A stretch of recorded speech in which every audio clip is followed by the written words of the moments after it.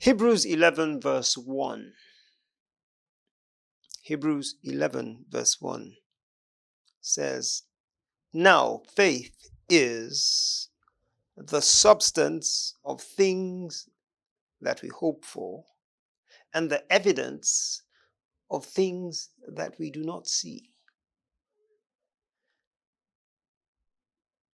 Our message for this morning, this few minutes that I'm going to speak, is titled The Audacity of Faith. The Audacity of Faith. Now, Hebrews 11:1 tells us now that faith is the evidence, is the substance of things hoped for. Now, you really have to wrap your head around something you're hoping for having substance or being tangible. Normally, it's somewhere in your mind or in your heart. But here we are told, and these are some of the mysteries of the Bible. It says, now faith is the substance. In other words, like this table, it can be felt. It is hard. It has a body. It is organic.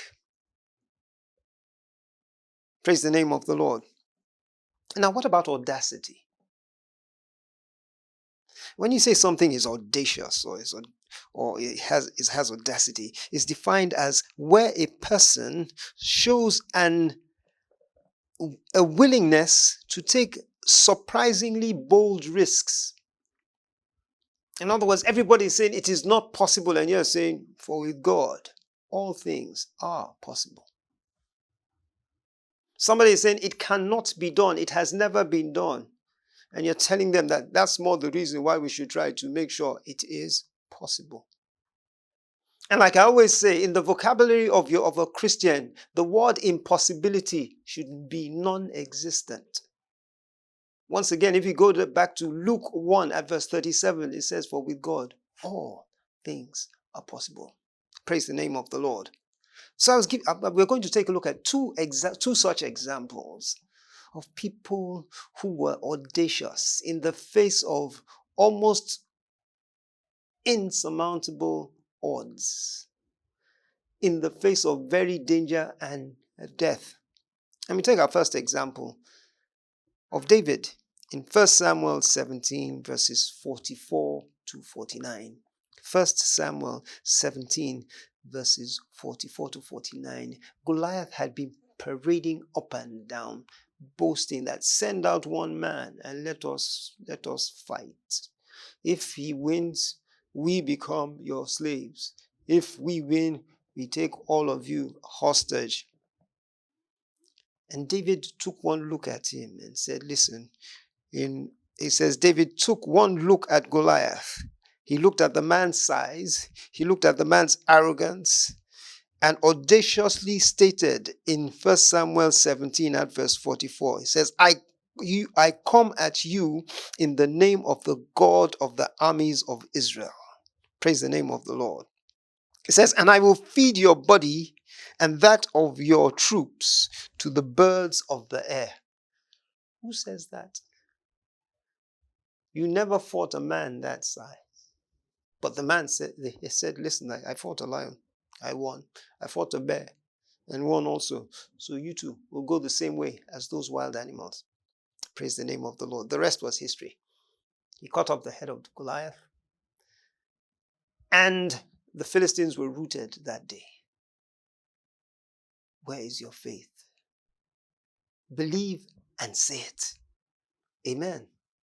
It says, I believe, therefore I spoke. We believe, therefore we speak.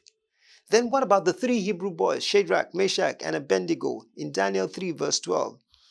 They looked at the king who said they should bow down to this golden image and do whatsoever, every abominable thing. And they said, O king, we will not serve your gods, nor worship the image which you have set up. And that was that audacity. They looked him in the face and said, Nebuchadnezzar was wroth. He says, heat the fire 7 times or 7 times more hot and throw them inside. They were thrown inside and they said, look, listen, we will not bow down. God will save us. But perchance, even if he does not save us, we will not bow down. The audacity of faith. Praise the name of the Lord. In both cases, the case of David, the case of Shadrach, Meshach, and Abednego, God came through strong on their behalf. As a result of what David did, Israel was saved.